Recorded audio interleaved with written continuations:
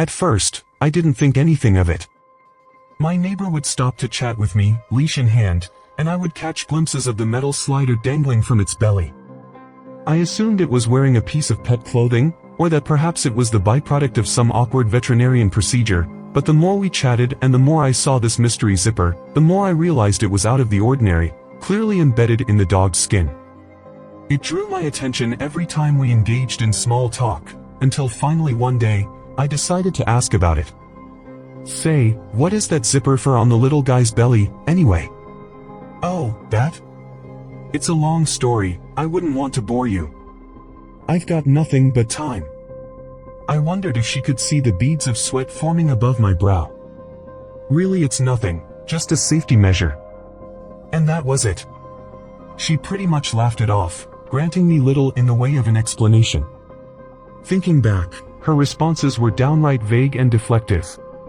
She could see how curious I was, so why not just tell me? And what exactly did she mean by safety measure? As unfruitful as our conversation was, I didn't press the matter any further. Days, weeks, months went by. I would occasionally see the dog's strange cosmetic feature, but I brushed it off every time, knowing it would only haunt me if I dwelled on it. Still, the thought itched in the back of my mind. It wasn't until a few months had passed that I would finally have the nerve to scratch it. I was pulling up weeds along my fence when I looked over at my neighbor's place, noticing the dog lying on the back porch. A stray cat wandered by, as often happened in our neighborhood. Without so much as a warning growl or malicious stance, the dog trotted over to the cat and scarfed it down, the sound of sharp teeth colliding with bone. The cat screeched in agony until it was no more. In a minute flat, its entire body was devoured. I was in shock. The cat's cries alerted my neighbor to the situation. She raced outside, grabbed the dog by the collar, and pulled him into the house. Through the sliding door, it was tough to make out, but I swear she unzipped him and reached inside, seemingly adjusting one of his organs. He didn't flinch, not even a bit. After pulling her arm out, the dog dropped to the floor, dead as a doornail, from the looks of it.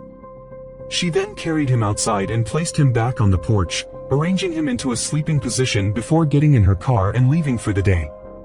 This 5-minute span of visual information was unlike anything I'd ever witnessed. Words like gruesome, strange, and horrific are too tame to describe what I saw. I was appalled beyond measure. After the shock wore off, I hopped the fence and approached the dog's carcass. I felt its neck, cold to the touch, no pulse. I looked to its underside, and there it was. That godforsaken zipper in all of its mysterious glory. I felt kind of bad for the dog dying, but I had to know what that damn thing was there for. I needed an explanation for not only the dog's, but my neighbor's odd behavior just moments ago. I slowly unzipped the dog's belly, placating my curiosity with the satisfying sound of metal sliding across metal. I spread each side of the opening with my hands and peered in, divulging the animal's inner workings. What I saw was absolutely dumbfounding. My neighbor's dog was animatronic. There was wiring, gears, a tank where its stomach should have been, the whole 9 yards. It didn't make any sense, but there it was, staring me back from behind the zipper. After scurrying back home in shock, I decided that my best course of action would be to call animal control. I could tell them my neighbor's dog trespassed on my lawn and was attacking the neighborhood cats. They would show up, examine the robotic carcass, and then go from there. I knew there wasn't a protocol for that sort of thing, but I assumed they could take care of things and contact the appropriate people, whether it be the police, the government, or the National Enquirer. As long as this weird predicament was taken care of, I could sleep easy, knowing that my neighbor's strange robot dog wasn't going around eating whatever it pleased. Simple, right? Nope. Far from it. Animal control took a while to get there. By the time they arrived, my neighbor had come home and disposed of the evidence, hiding the dog somewhere in her home. The animal control officer apologized for the misunderstanding and left, leaving my neighbor on her front porch, glaring in my direction. It appeared privacy meant nothing to the local authorities. Just my luck. The days that followed were different. My neighbor's dog had sprung to life, reactivated by its master, no doubt. They would walk their usual path around the cul-de-sac, but would not stop for small talk. I knew her dirty little secret, after all. I was no longer a friendly neighbor to be conversed with, oh no.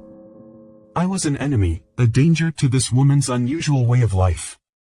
Even if I meant no harm to her or her strange choice of pet, she didn't seem to see it that way. She continued to give me the cold shoulder for about a month and a half before finally speaking with me again on one of her daily strolls. Hey there. Hello. Everything all right? Just peachy. I'm having a cookout on Saturday at noon. You're more than welcome to come. Strange. We weren't on speaking terms for over a month, and now I was suddenly invited over. Maybe this was her extending an olive branch my way, her way of saying, no hard feelings. Yeah, sure. I can make it. Sounds like a good time. Great. I'll add you to the list. As she walked away, I felt the need to apologize, even if her dog was a weird, cat-eating robot. Hey, about that animal control call. I just wanted to say dash. Don't worry about it. Water under the bridge. See you Saturday. She hurried off home, and that was that. Problem solved. Or so I thought. The night before the cookout, I couldn't sleep. I kept hearing what sounded like footsteps creeping around the perimeter of my house. Every time I got up to investigate, the sound ceased, and the coast appeared to be clear.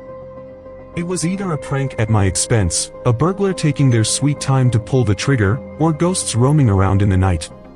Either way, it left me anxious, making sleep a distant dream, just out of my reach. During a particularly loud set of footsteps, I raced downstairs, just in time to catch 4 glowing dots peering in through my living room window. This was enough to make my neck hairs stand upright. Though terrified, I wasted no time grabbing a ball bat and storming out my front door to greet the would-be intruders. I may be old, but I can still kick some ass when needed, especially when it involves crossing my property line.